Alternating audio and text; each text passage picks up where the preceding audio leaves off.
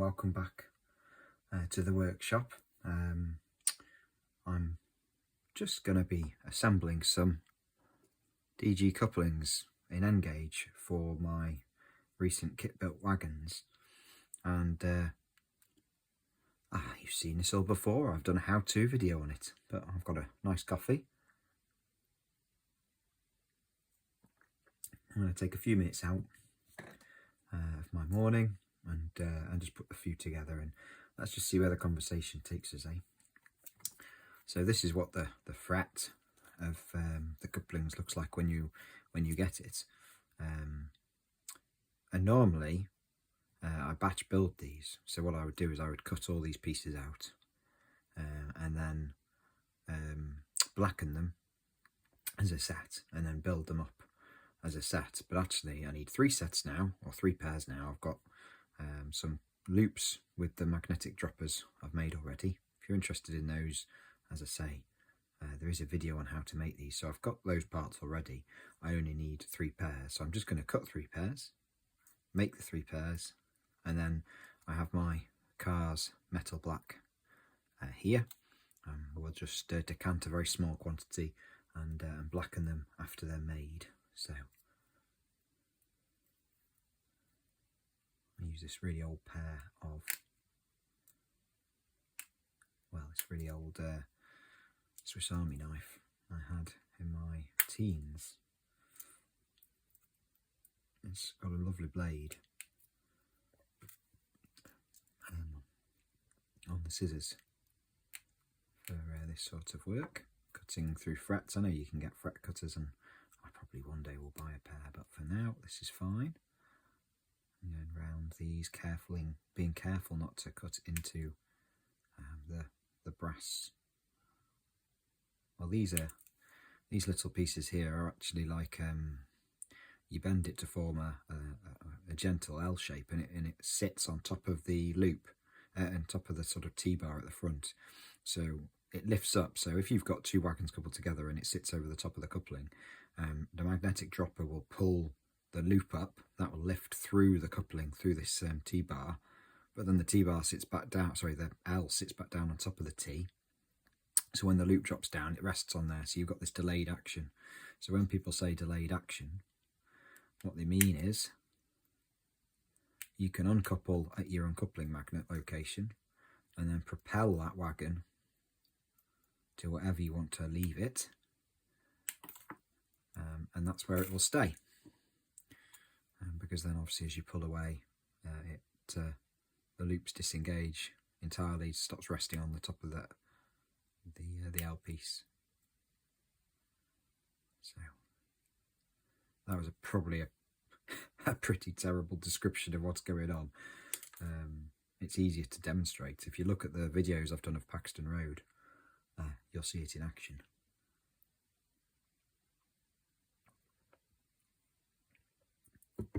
So actually at this stage, what I'm going to do,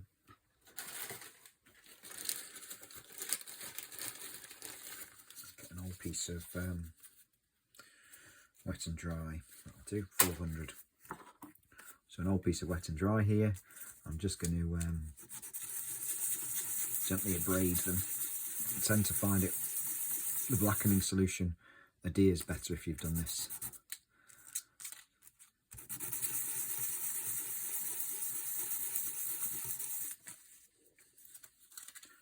So it's been a busy morning here again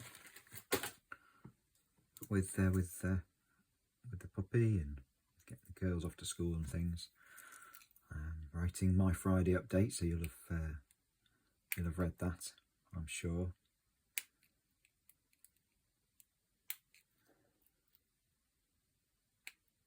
And it got to morning coffee time, and I really should be doing some customer work, really.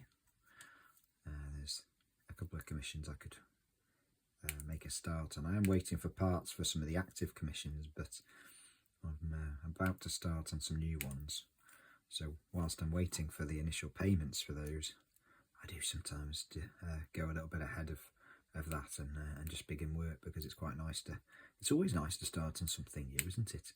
There's a bit of an excitement about that.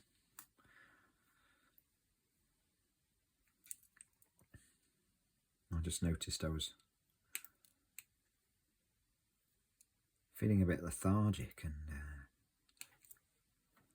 not really getting going, and I thought that, well, I can't go for a walk. You know, the puppy is too young to go out. I can't leave the dogs unattended, so I can't sort of get myself out and going that way. So I thought, oh, I wonder, maybe I could put together a short sort of mindful video, another one of these random conversations. And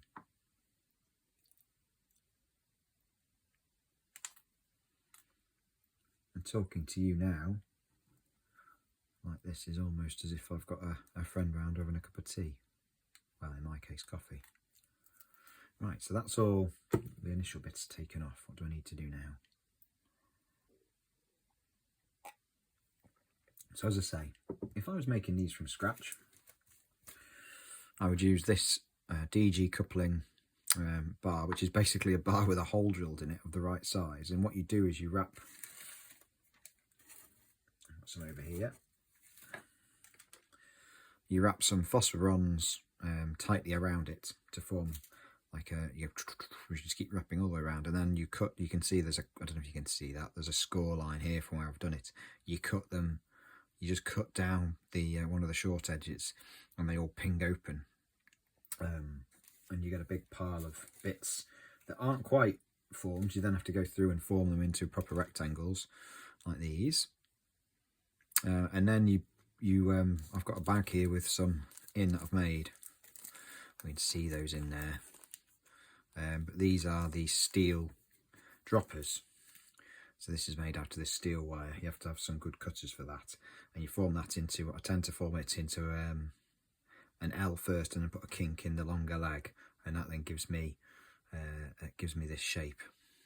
You can see that there is sort of against, kicks back.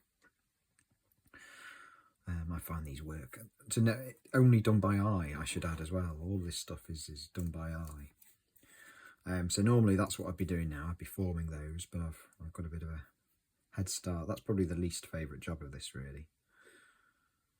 Right, what I'm going to do, I'm going to hold the tail so I can get a nice sharp cut against it there. And I put all these tails, I call them tails. I suppose you could call them lids or L's or whatever.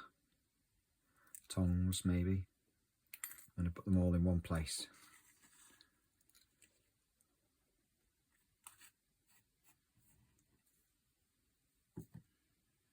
So I don't lose them.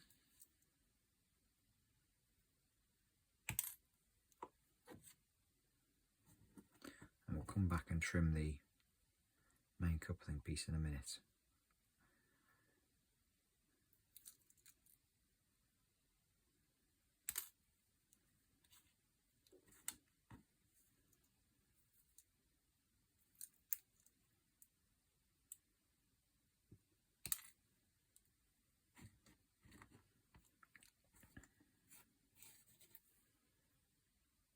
It's interesting.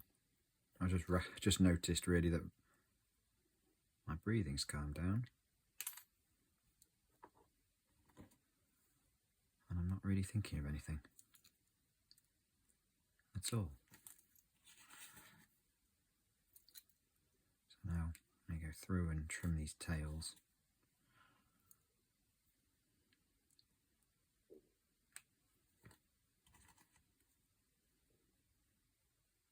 I was talking with someone this week about of all things, you know, mental health, you know, and how positive this hobby can be for us.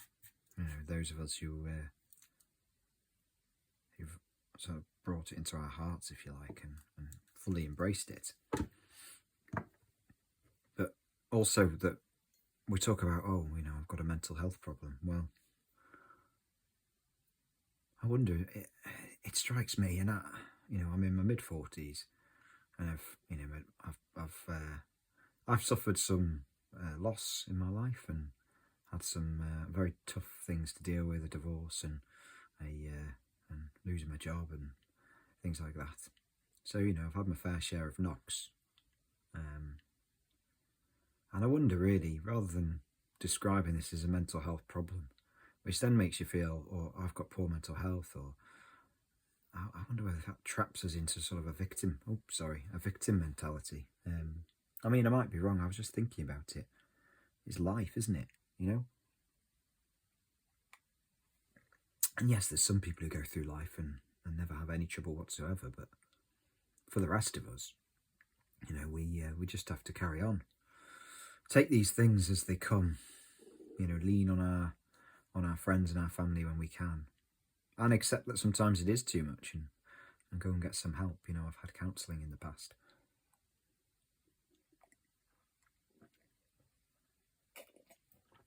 Oh, that's the last of the coffee anyway. We can get on with these now. Right. So, we'll form these. So what I'm going to do is, as I say, normally I would have blackened these already, but I'm going to form them first. So you first take this, you bend down the T piece at the front where it's an inverted T, and I just bend over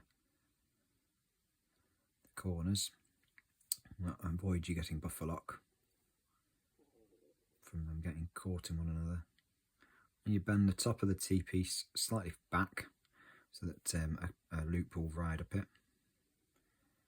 And bend these down. I'm trying to remember the process. It's a while since I've done some. Because for a while I'd made a big batch and I had them all in stock, so it was dead easy. Get a new piece of rolling stock and just delve into the back and grab one, which was a bit of a nice cheating way of doing it. So I'm going to put a bend in this now.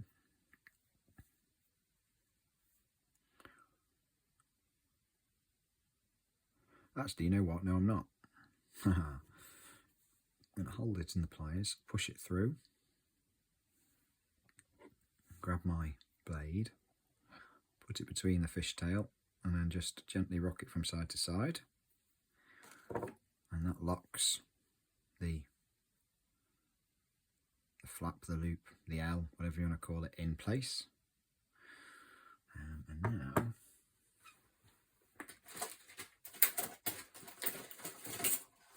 just looking for my... They were knocking around. No, they're the wrong tweezers there. Let's see if I can find them. Got two pairs that are very, very similar.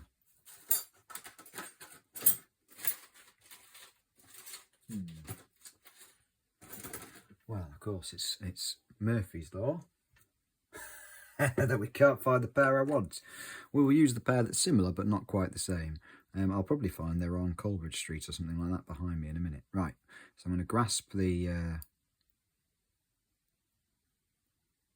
L, the tongue, flat bit, and bend it.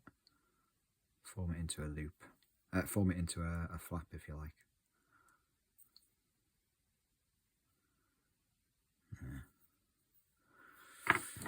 You can tell it's a while since I've done this. It's not quite right. I'm going to straighten it out again. There we go. It needs to be tighter up to the base. The first bend. That's better.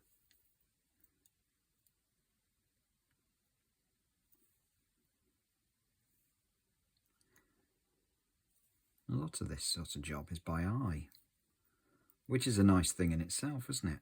Because we're doing things with our hands and then sort of adjusting it with our eye. I like that. Right, and then I'll just take the tip off. I don't know why, I just neatens it up. So that's the first one done. The others will be quicker. So have you ever tried this, I wonder? A lot of people, I mean, they do these DG couplings and other scales. I think they're a great little product. It seems to suit, for me, seems to suit N well. Once you've blackened them, they're very discreet.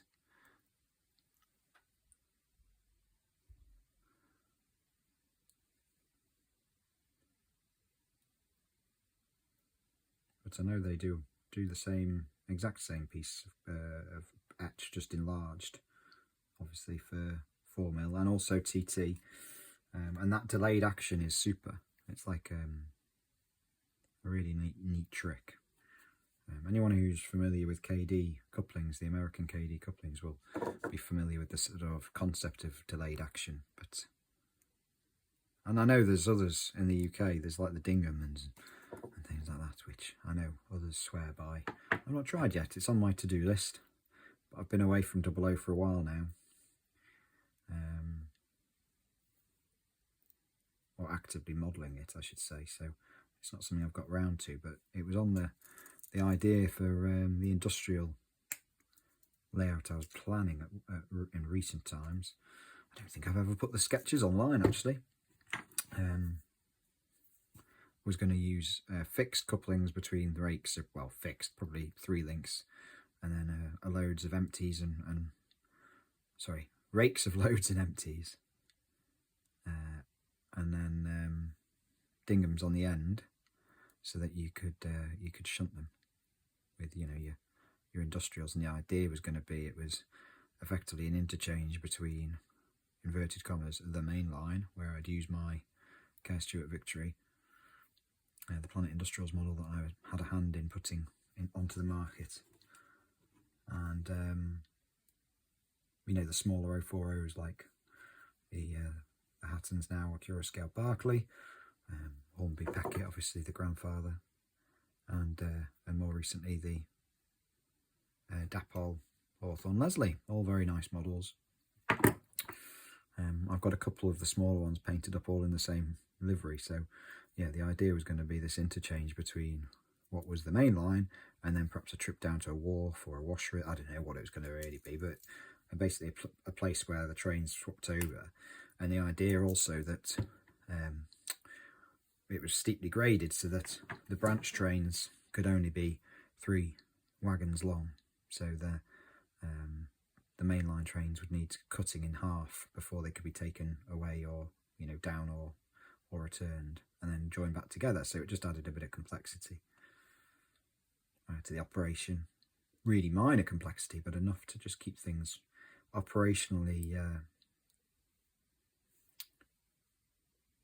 just enough to be carrying on with. You know, I think a lot of these things, we don't need switch lists and stuff, but there does need to be an element of gameplay. I'm noticing that already with Coleridge Street, which is a sort of build on Kohlenbach Brooker, which was very rigid in its inverted commas in its gameplay. Coleridge Street is more fluid, and there's things that you can do which are really nice little sort of sequences. You can bring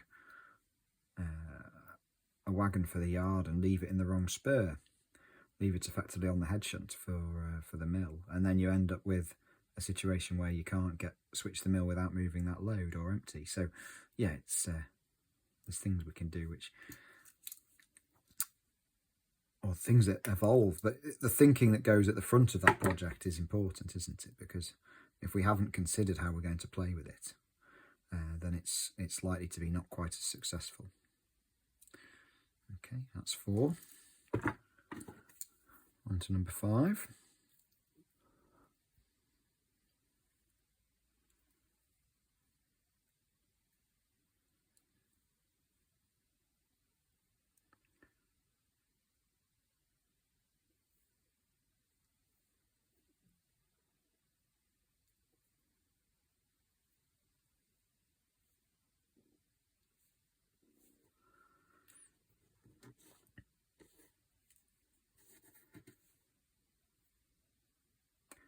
One thing a friend reflected to me recently was just how much I take for granted my dexterity.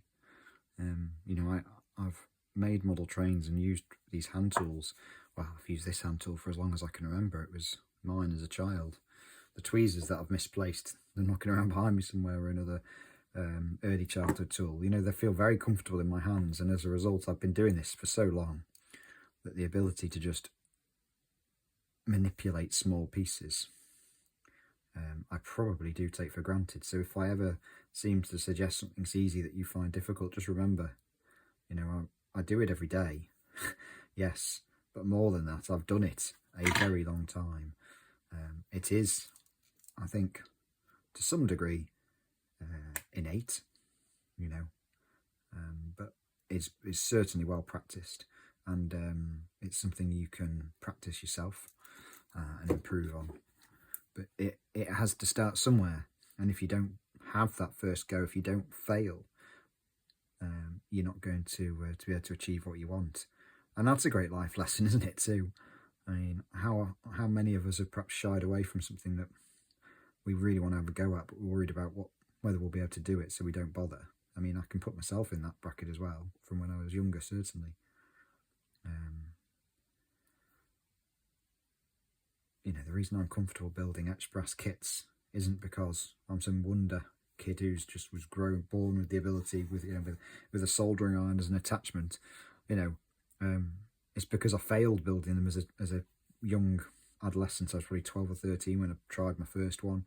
I successfully put together an etched chassis probably in my mid-teens, and then, you know, as with many of us, I kind of drifted away a little bit from model railways for many years, and then it was actually one of my children was due, and I strolled past a model shop and saw a Bachmann Class 08 in the window, which was the model which was always, I mean, those of a similar age to me will remember how long the outside frames Bachmann Class 08 was in their catalogue. I mean, it was in their catalogue as a model that was coming for absolutely ages, and it never arrived in my teens. But anyway, when I came back in, it was there. It was really nice to be able to pick one up and start the 00 journey again. I was involved on RM Web when it was, I think it was actually up to RM Web 3 by the time I was sort of more involved. I sort of helped Andy with early days with some of the sort of regional groups and things like, or special interest groups, certainly the narrow gauge stuff, but members days and things like all that. I remember all that. So what I'm going to do now is I'm going to decant a very small quantity of blackening solution into this handy takeaway lid. What we're going to do, in fact, I'm just going to move that because I think, is that better? Yeah, you can see what's going on now. Right, so we're going to just place these in there one at a time, probably, or as many as I can get in at once. Because this is fresh, they'll go black pretty quick. And hopefully, because we've abraded them, we shouldn't have any problems with it adhering. Ah, look at that, you see? So, it's magic, isn't it? You know, if I was to put this this material here, this liquid, back in, over time, then this gets worse and worse. So although it's expensive stuff, it's you're a bit of an idiot if you drop these things in there, as I've learnt in the past through failure myself. So I'll take those two out. So I'm going to just pop them there for a second. Whilst the liquid's on, and they'll continue to blacken, which is okay for a second. Put another two in. I'm agitating them a bit to get the liquid all over them. See, that one's going already. Amazing, isn't it? I'll pop them in, right. And then whilst they're going, I've got a small pot of just water here. I'm going to throw those into the water. What that does is that's going to just totally deactivate the acid or chemicals or whatever's in here. I should probably know what kind of chemical reactions are going on, but I'm interested in the result rather than the process. So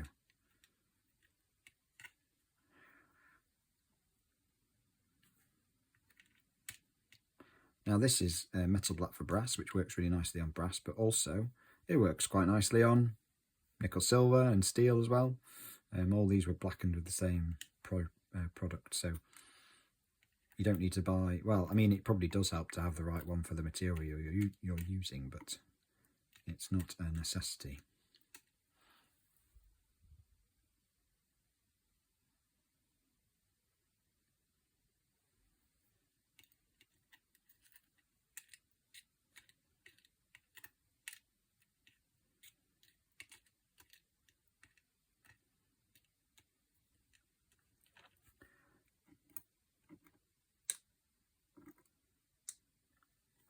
So I can put the lid back on there.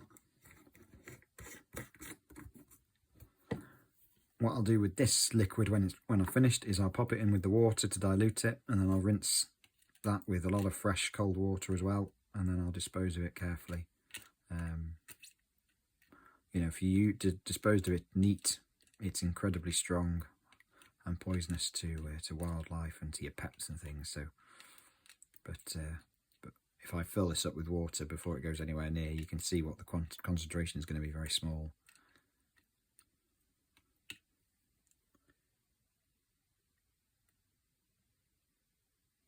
Oh, they're looking. Now you'll notice that the tip of my tweezers has stayed bright, and that's because we're dealing with stainless steel. And stainless steel you can't blacken with this material anyway, this liquid. Right, so they're done. What we need now is it's been used a few times for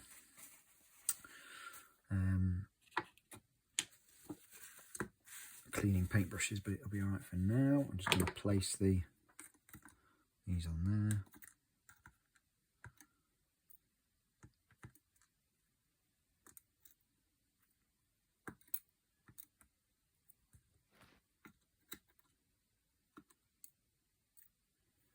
There you go. Right, and tip right in there, and then I'll keep a bottle of water next to my bench.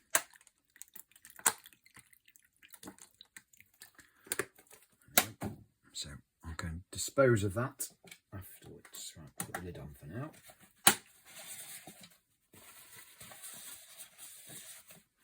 Okay, so back to these couplings.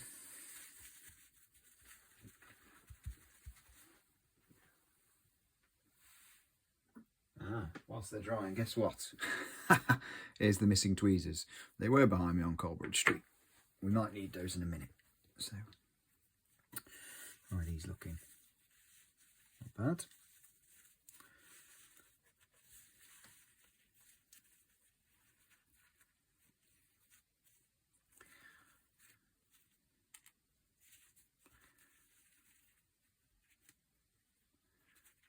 Just have to be gentle when you do this. You don't want to bend anything. But brass is pretty robust. You're not going to damage it too much with just finger pressure, as long as you are not deliberately trying to bend it. Okay. Right, so I'm going to get rid of that now. And what I might do, let's have a look. Have we got anything suitable? No. Okay, we'll carry on like this. We've got this far. We're now going to put these loops in to the couplings. So they look like they're solid loops, don't they? You know, but actually there is a split in them just at the back, so I can pop those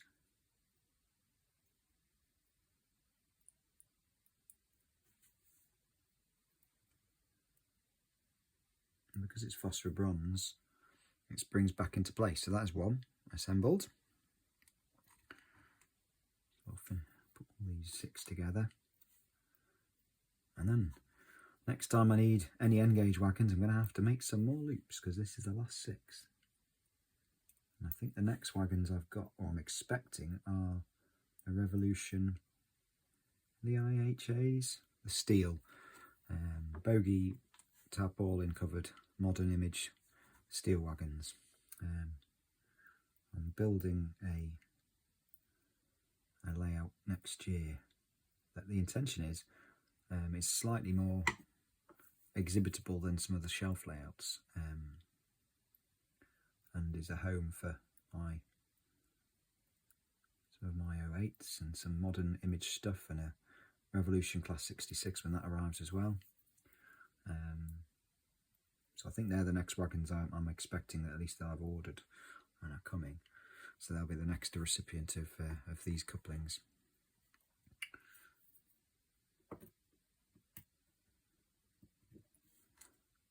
I mean, there's layouts in progress at the minute, isn't there? We've mentioned Coleridge Street, which is behind me. That's HO scale, North America, New England, really. in the 70s, late 70s, early 80s, set in the fall or autumn.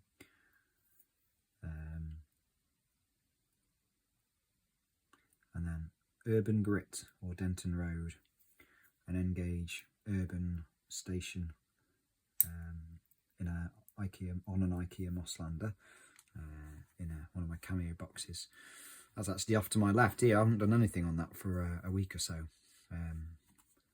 The signal for the platform has arrived, as has the circuit for operating it. So really there isn't anything holding me back from pushing on with that now. So I might do a bit on it this weekend, we will see.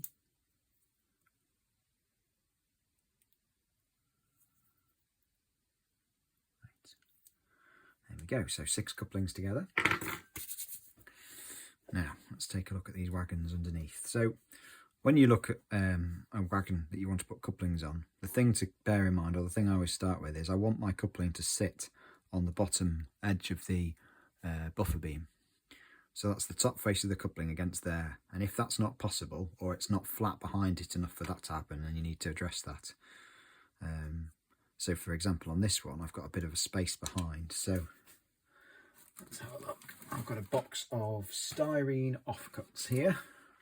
So what I want to find is a piece of styrene that's the same depth as, so thicker than 40. Look.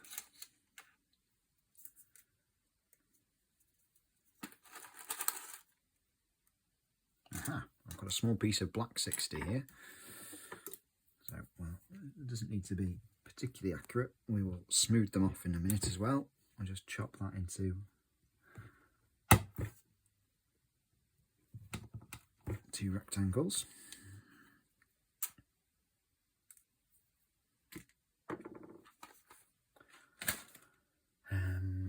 Where did I put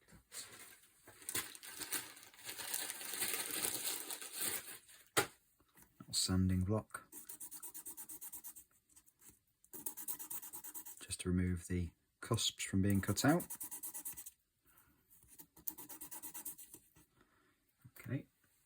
And you can use any sort of, whatever your usual glue is, but I'm a bit of a sucker for gel super glue because it stays where you want it. It's not quite as fast setting as I use it for actually putting nameplates on things, because you've got a moment to move things around. So these don't need to be perfect because that's still slightly lower, but at least there'll be some support for the tail of the coupling. So now what I'm going to do is I'm going to take a DG and I'm effectively going to glue that there. Now what I'm usually looking for is the fat rectangle bit to go at the edge of the buffer beam, but looking at this, these buffers are quite short, so actually it's going to need to come back in, and it can only come back in so far because of the, if you bring it in too far then the operation of the loop is impaired, but I can bring it a little bit further in. So these are going to need an adjustment of height afterwards, but I will put a spot of super glue on there, and then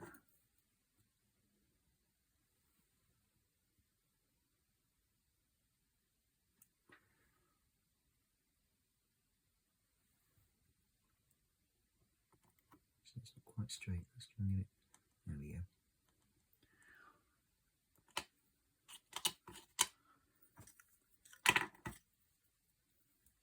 And what I might do is put a dab of quick setting super glue around.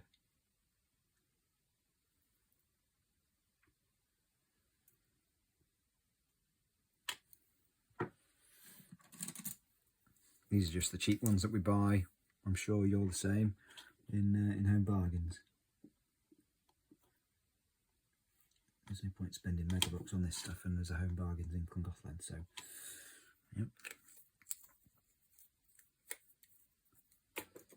So I'll let those set but I suspect when we marry it up to something, they're going to be a touch low because the plasticard was higher in the chassis than the buffer beam, so I'm going to have to bend the face of the coupling up. But to do that, I will place a pair of tweezers or pliers just there and then use my finger to bend it gently.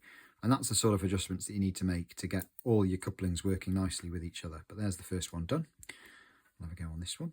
So we've got a Rapido OAA, and this is an Engaged Society tank. That was an Engaged Society Rudd. This is an Engaged Society tank on a Coventry Railworks chassis. So these chassis from Will are designed to replace the Pico chassis. They're a much nicer design. They've got space for an NEM coupling pocket to be glued in, but also perfect to place the DG. So I can't place this on the table because then I'll knock off the nice detail on the top. So we'll do it by hand. I don't know if you can see this now. I mean, I don't even know if you're still watching. Right. Dexterity again. I've done enough of these to know roughly where to put that. And because it's gel, I get a moment to move it.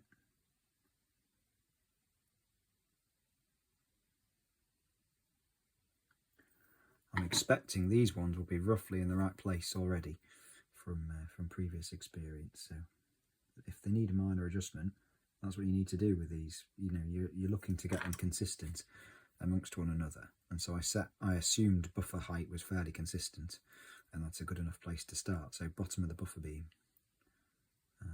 works on the locos too.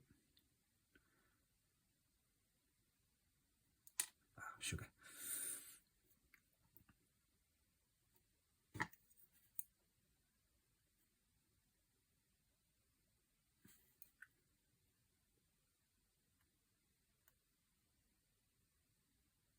The gel super glue seems to set nicely if you give it a good push.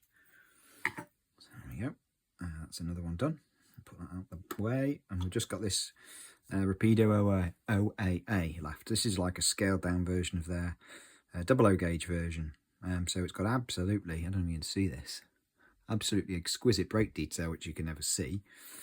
Runs pretty nicely. Slightly ugly prototype, I think. Not quite as nice as the later OBAs and OCAs. I bought a trio pack and forgot I'd ordered them. So they arrived, and then I thought, I can't remember what I bought that for. So I sold two of them and I've kept this one just for, it's nice to have, you know, it's nice to have examples of stock to show people of sort of the possibilities of modern ends. So, you know, this is a great example. I think I'm going to get away with gluing that onto the where the screw is. So I'll just put, yeah. The thing to watch with these OAAs, if you've got one yourself, is the sides can bow in. Now, as I understand it, it looks to me like the moulding for the ends and the chassis, main part of the chassis, are one, and then the sides are glued in, and that allows them to have tooling on both the inside and the outside face of the side. So you've got a really nicely detailed interior, and then the metal floor is glued in place, and that's the weight as well. So it's an ingenious way of assembling the wagon without too much in the way of complex sort of operation. But if the person who's putting them together squeezes the sides slightly, then you end up with them bowing in. So I've had to crack the super glue bond, or the glue bond that the factory have used, against the floor and force those back into a sort of normal position before I weathered it, and it's the job is done. So the plan with these will be to add a false floor and some suitable spoil loads, and I'm not really sure why I bought this one. As I say, the Rudd was bought just to see what the kit was like, really, and whether I could enjoy putting it together, which I did. Modified it and detailed it. It's funny, I always swore I'd never build kits in N-Gage, and N-Gage was just going to be a scale of enjoying ready to run for me, but I've run out of ready to run. And there's things I want that otherwise don't exist. So, you know, such is life. So there we go. So we've assembled, blackened and fitted 3 pairs of DG couplings, and I haven't done anything with these yet. They're not tweaked or adjusted. No, so they don't couple up with one another yet. So what I tend to do is put them on a piece of track and then tweak and adjust them, but not to each other. I'll do that to my inverted commas standard wagon. I've got the first wagon I ever did, and they all go against that. And when they reliably couple up against one another every time with no force, you know, you just push them up to one another like this, and they couple, then you know you've achieved it. And it's nice. I'm sat here feeling a little bit calmer, and looking forward to seeing my partner when she gets home for lunch. Hopefully a chance to, for me, once she's home, for me to nip out for a walk.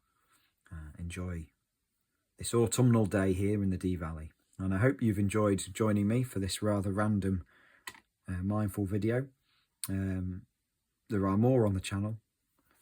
Take a look, see what you think.